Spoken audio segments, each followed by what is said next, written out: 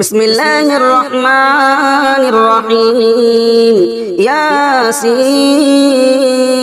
والقرآن الحكيم إنك لمن المرسلين على صراط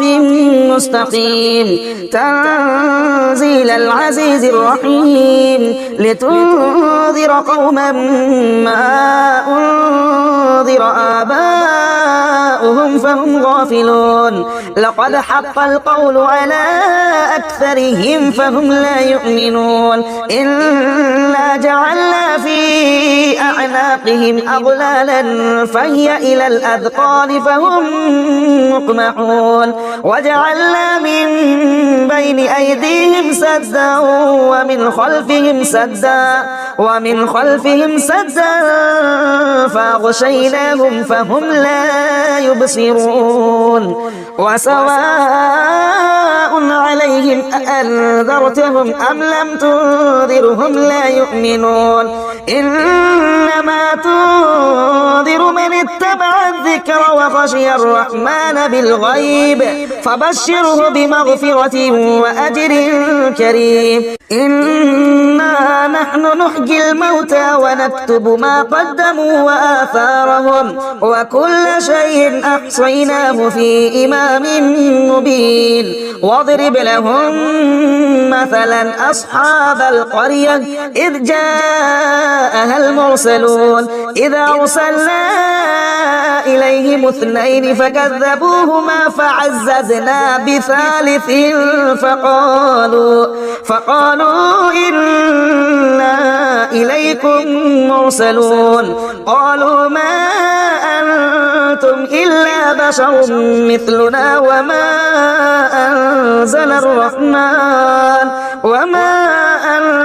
أنزل الرحمن من شيء إن أنتم إلا تكذبون قالوا ربنا يعلم إنا إليكم لمرسلون وما علينا إلا البلاغ المبين قالوا إنا تطيرنا بكم لئن لم تنتهوا لنرجمنكم وليمسنكم منا عذاب أليم قالوا طائركم معكم أئن ذكرتم بل أنتم قوم مسرفون وجاء من أقصى المدينة رجل يسعى قال يا قوم اتبعوا المرسلين اتبعوا من لا يسألكم أجرا وهم مهتدون وما لي لا أعبد الذي فطرني وإليه ترجعون أأتخذ من دونه آلهة إن يردني الرحمن بضر لا تغن عني شفاعتهم شيئا ولا ينقذون إني إذا لفي ضلال مبين إني آمنت بربكم فاسمعون قيل ادخل الجنة قال يا ليت قومي يعلمون بما غفر لي ربي وجعلني من المكرمين وما أنزلنا على قومه من بعده من جند من السماء وما كنا منزلين إن كانت إلا صيحة واحدة فإذا هم خامدون يا حسرة على العباد ما يأتيهم من رسول إلا كانوا به يستهزئون ألم يروا كم أهلكنا قبلهم من القرون أنهم إليهم لا يرجعون وإن كل لما جميع لدينا محضرون وآية لهم الأرض الميتة أحييناها وأخرجنا منها حبا فمنه يأكلون وجعلنا فيها جنات من نخيل وأعناب وفجرنا فيها من العيون ليأكلوا من ثمره وما عملته أيديهم أفلا يشكرون سبحان الذي خلق الأزواج كلها مما تنبت الأرض ومن أنفسهم ومما لا يعلمون وآية لهم الليل نسلخ منه النهار فإذا هم مظلمون والشمس تجري لمستقر لها ذلك تقدير العزيز العليم والقمر قدرناه منازل حتى عاد كالعرجون القديم لا الشمس ينبغي لها أن تدرك القمر ولا الليل سابق النهار وكل في فلك يسبحون وآية لهم أنا حملنا ذريتهم في الفلك المشحون وخلقنا لهم من مثله ما يركبون وإن نشأ نغرقهم فلا صريخ لهم ولا هم ينقذون إلا رحمة منا ومتاعا إلى حين وإذا قيل لهم اتقوا ما بين أيديكم وما خلفكم لعلكم ترحمون وما تأتيهم من آية من آيات ربهم إلا كانوا عنها معرضين وإذا قيل لهم أنفقوا مما رزقكم الله قال الذين كفروا للذين آمنوا أنطعم من لو يشاء الله أطعمه إن أنتم إلا في ضلال مبين ويقولون متى هذا الوعد إن كنتم صادقين ما ينظرون إلا صيحة واحدة تأخذهم وهم يخصمون فلا يستطيعون توصية ولا إلى أهلهم يرجعون ونفخ في الصور فإذا هم من الأجداث إلى ربهم ينسلون قالوا يا ويلنا من بعثنا من مرقدنا هذا ما وعد الرحمن وصدق المرسلون إن كانت إلا صيحة واحدة فإذا هم جميع لدينا محضرون فاليوم لا تظلم نفس شيئا ولا تجزون إلا ما كنتم تعملون إن أصحاب الجنة اليوم في شغل فاكهون هم وأزواجهم في ظلال على الأرائك متكئون لهم فيها فاكهة ولهم ما يدعون سلام قولا من رب رحيم وامتازوا اليوم أيها المجرمون ألم أعهد إليكم يا بني آدم ألا تعبدوا الشيطان إنه لكم عدو مبين وأن اعبدوني هذا صراط مستقيم ولقد أضل منكم جبلا كثيرا أفلم تكونوا تعقلون هذه جهنم التي كنتم توعدون اصلوها اليوم بما كنتم تكفرون اليوم نختم على أفواههم وتكلمنا أيديهم وتشهد أرجلهم بما كانوا يكسبون ولو نشاء لطمسنا على أعينهم فاستبقوا الصراط فأنى يبصرون ولو نشاء لمسخناهم على مكانتهم فما استطاعوا مضيا ولا يرجعون ومن نعمره ننكسه في الخلق أفلا يعقلون وما علمناه الشعر وما ينبغي له إن هو إلا ذكر وقرآن مبين لينذر من كان حيا ويحق القول على الكافرين أولم يروا أنا خلقنا لهم مما عملت أيديهم أيدينا أنعاما فهم لها مالكون وذللناها لهم فمنها ركوبهم ومنها يأكلون ولهم فيها منافع ومشارب أفلا يشكرون واتخذوا من دون الله آلهة لعلهم ينصرون لا يستطيعون نصرهم وهم لهم جند محضرون فلا يحزنك قولهم إنا نعلم ما يسرون وما يعلنون أولم ير الإنسان أنا خلقناه من نطفة فإذا هو خصيم مبين وضرب لنا مثلا ونسي خلقه قال من يحيي العظام وهي رميم قل يحييها الذي أنشأها أول مرة وهو بكل خلق عليم الذي جعل لكم من الشجر الأخضر نارا فإذا أنتم منه توقدون أوليس الذي خلق السماوات والأرض بقادر على أن يخلق مثلهم بلى وهو الخلاق العليم إنما أمره إذا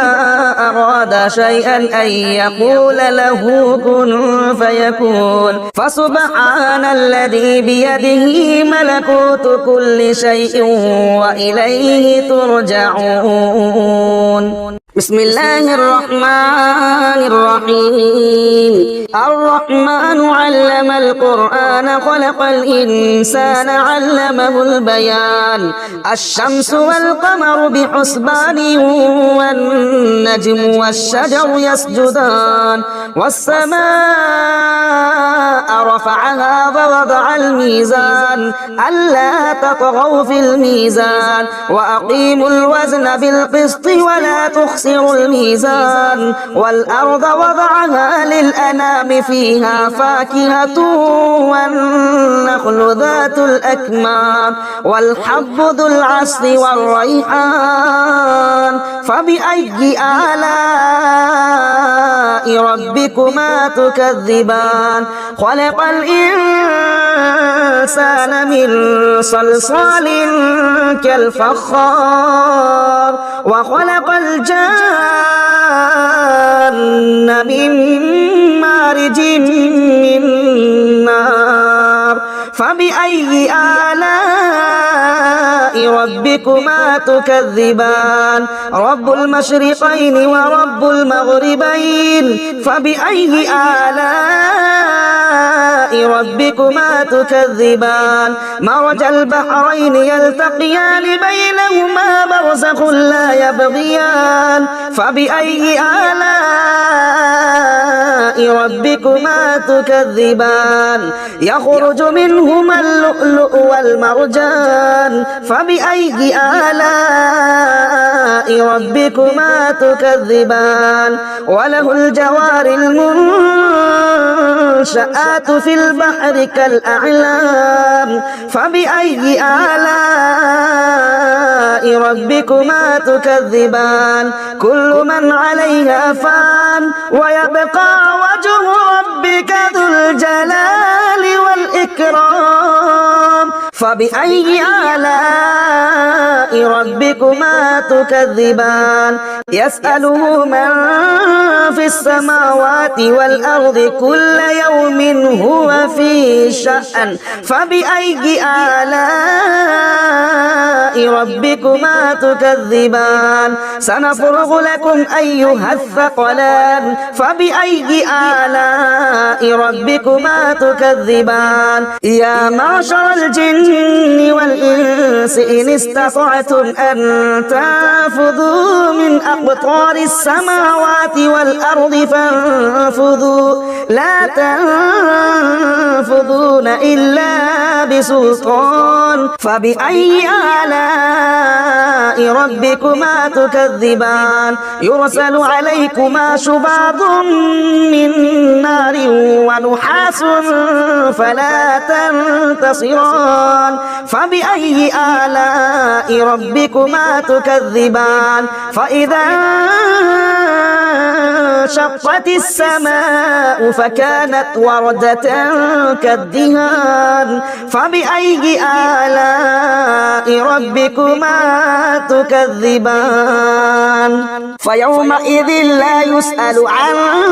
ذنبه إنس ولا جان فبأي آلاء ربكما تكذبان يعرف المجرمون بسيماهم فيؤخذ بالنواصي والأقدام فبأي آلاء ربكما تكذبان هذه جهنم التي يكذب بها المجرمون يطوفون بينها وبين حميم آن فبأي آلاء ربكما تكذبان ولمن خاف مقام ربه جنتان فبأي آلاء ربكما تكذبان ذواتا أفنان فبأي آلاء ربكما تكذبان فيهما عينان تجريان فبأي آلاء ربكما تكذبان فيهما من كل فاكهة زوجان فبأي آلاء ربكما تكذبان متكئين على فرش بطائنها من استبرق وجنى الجنتين دان فبأي آلاء ربكما تكذبان فيهن قاصرات الطرف لم يطمثهن إنس قبلهم ولا جان فبأي آلاء ربكما تكذبان كأنهن الياقوت والمرجان فبأي آلاء ربكما تكذبان هل جزاء الإحسان إلا الإحسان فبأي آلاء ربكما تكذبان ومن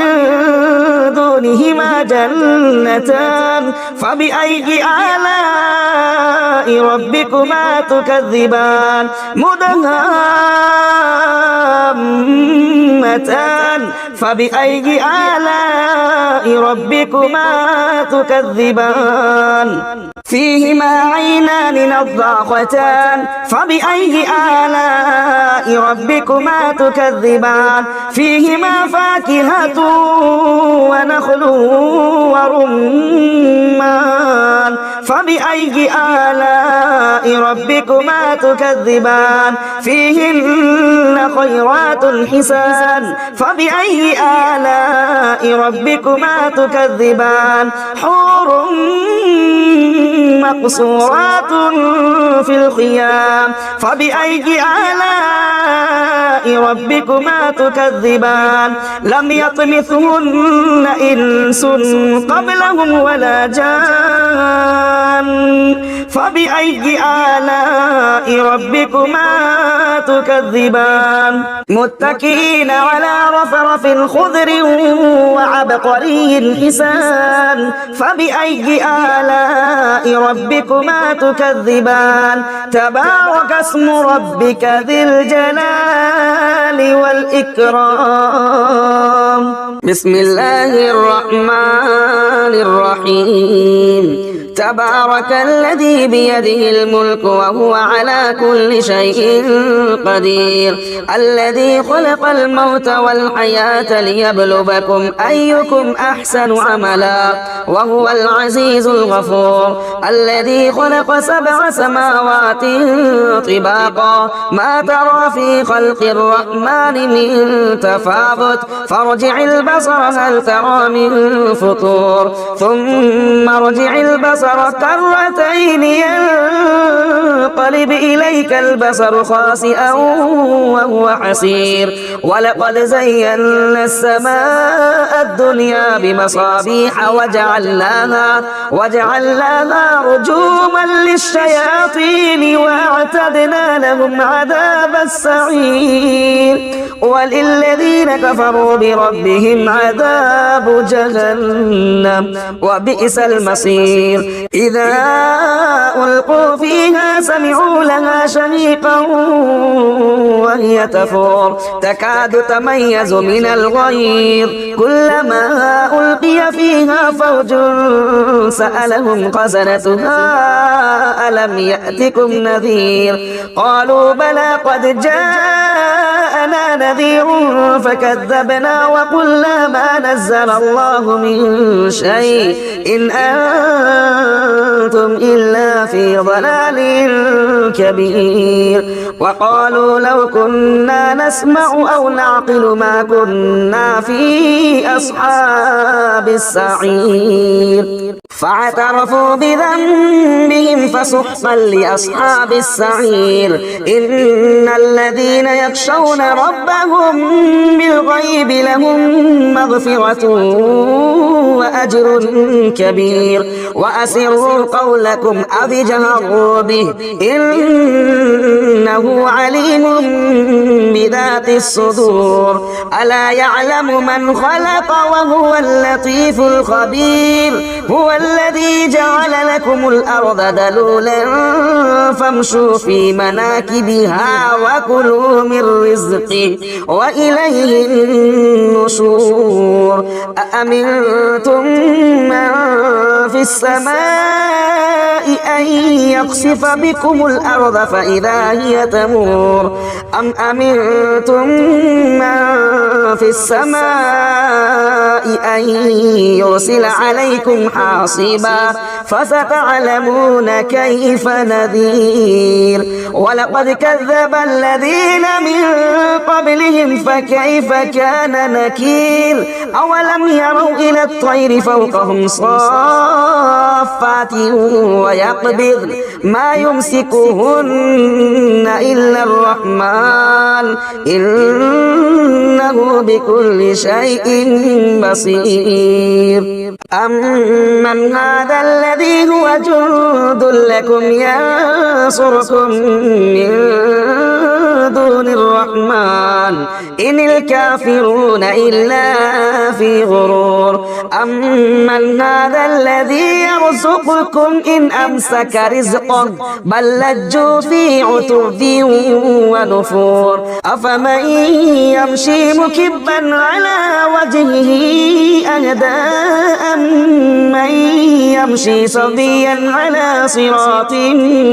مستقيم قل هو الذي أنشأكم وجعل لكم السمع والأبصار والأفئدة قليلا ما تشكرون قل هو الذي ذرأكم في الأرض وإليه تحشرون ويقولون متى هذا الوعد إن كنتم صادقين قل إنما العلم عند الله وإنما أنا نذير مبين فلما رأوه زلفة سيئت وجوه الذين كفروا وقيل هذا الذي كنتم به تدعون قل أرأيتم إن أهلكني الله ومن معي أو رحمنا فمن يجير الكافرين من عذاب أليم قل هو الرحمن وآمنا به وعليه توكلنا فستعلمون من هو في ضلال مبين قل أرأيتم إن أصبح ماؤكم غورا فمن يأتيكم بماء معين بسم الله الرحمن الرحيم يا أيها المزمل قم الليل إلا قليلا نصفه أو انقص منه قليلا أو زد عليه ورتل القرآن ترتيلا إنا سنلقي عليك قولا ثقيلا إن ناشئة الليل هي أشد وطئا وأقوم قيلا إن لك في النهار سبحا طويلا واذكر اسم ربك وتبتل إليه تبتيلا رب المشرق والمغرب لا إله إلا هو فاتخذه وكيلا واصبر على ما يقولون وهجرهم هجرا جميلا وذرني والمكذبين أولي النعمة ومهلهم قليلا إن لدينا أنكالا وجحيما وطعاما ذا غصة وعذابا أليما يوم ترجف الأرض والجبال وكانت الجبال كثيبا مهيلا إنا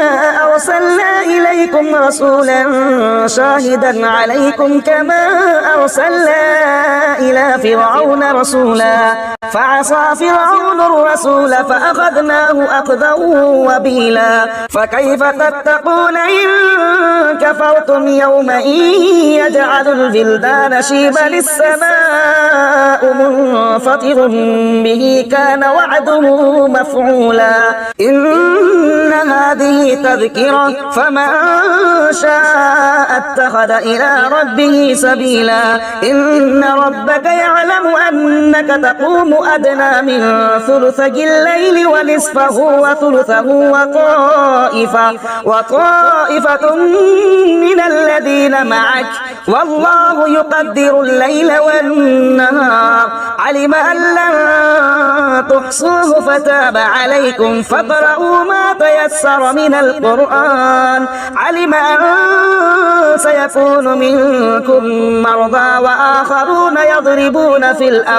وآخرون يضربون في الأرض يبتغون من فضل الله وآخرون يقاتلون في سبيل الله فاقرؤوا ما تيسر منه وأقيموا الصلاة وآتوا الزكاة وأقرضوا الله قرضا حسنا وما تقدموا لأنفسكم من خير تجدوه عند الله هو خيرا وأعظم أجرا واستغفروا الله إن الله غفور رحيم بسم الله الرحمن الرحيم إذا وقعت الواقعة ليس لوقعتها كاذبة خافضة رافعة إذا رجت الأرض رجا وبست الجبال بسا فكانت هباء منبثا وكنتم أزواجا ثلاثة فأصحاب الميمنة ما أصحاب الميمنة وأصحاب المشأمة ما أصحاب المشأمة والسابقون السابقون أولئك المقربون في جنات النعيم ثلة من الأولين وقليل من الآخرين على سرر موضونة متكئين عليها متقابلين يطوف عليهم بلدان مخلدون بأكواب وأباريق وكأس من معين لا يصدعون عنها ولا ينزفون وفاكهة مما يتخيرون ولحم طير مما يشتهون وحور عين كأمثال اللؤلؤ المكنون جزاء بما كانوا يعملون لا يسمعون فيها لغوا ولا تأثيما إلا قيلا سلاما سلاما وأصحاب اليمين ما أصحاب اليمين في سدر مخضود وطلح منضود وظل ممدود وماء مسكوب وفاكهة كثيرة لا مقطوعة ولا ممنوعة وفرش مرفوعة إنا أنشأناهن إنشاء فجعلناهن أبكارا عربا أترابا لأصحاب اليمين ثلة من الأولين وثلة من الآخرين وأصحاب الشمال ما أصحاب الشمال في سموم وحميم وظل من يحموم لا بارد ولا كريم إنهم كانوا قبل ذلك مترفين وكانوا يصرون على الحنث العظيم وكانوا يقولون أئذا متنا وكنا ترابا وعظاما أئنا لمبعوثون أو آباؤنا الأولون قل إن الأولين والآخرين لمجموعون إلى ميقات يوم معلوم ثم إنكم أيها الضالون المكذبون لآكلون من شجر من زقوم فمالئون منها البطون فشاربون عليه من الحميم فشاربون شرب الهيم هذا نزلهم يوم الدين نحن خلقناكم فلولا تصدقون أفرأيتم ما تمنون أأنتم تخلقونه أم نحن الخالقون نحن قدرنا بينكم الموت وما نحن بمسبوقين على أن نبدل أمثالكم وننشئكم فيما لا تعلمون ولقد علمتم النشأة الأولى فلولا تذكرون أفرأيتم ما تحرثون أأنتم تزرعونه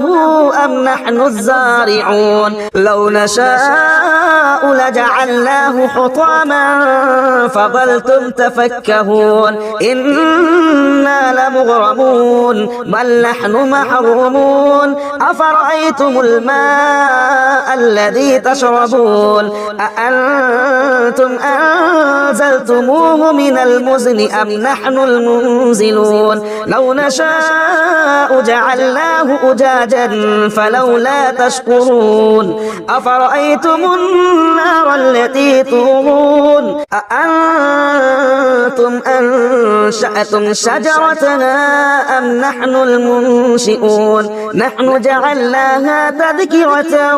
ومتاعا للمقبين فسبح باسم ربك العظيم فلا أقسم بمواقع النجوم وإنه لقسم لو تعلمون عظيم إنه لقرآن كريم في كتاب مكنون لا يمسه إلا المطهرون تنزيل من رب العالمين أفبهذا الحديث أنتم مدهنون وتجعلون رزقكم أنكم تكذبون فلولا إذا بلغت الحلقوم وأنتم حينئذ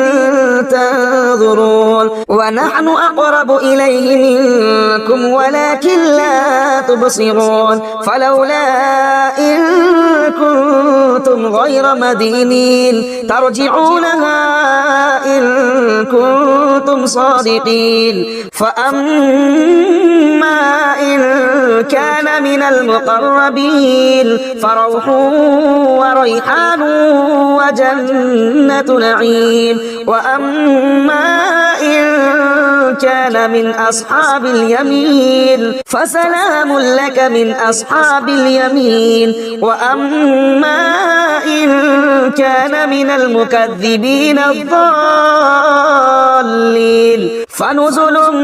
من حميم وتصلية جحيم إن هذا لهو حق اليقين فسبح باسم ربك العظيم.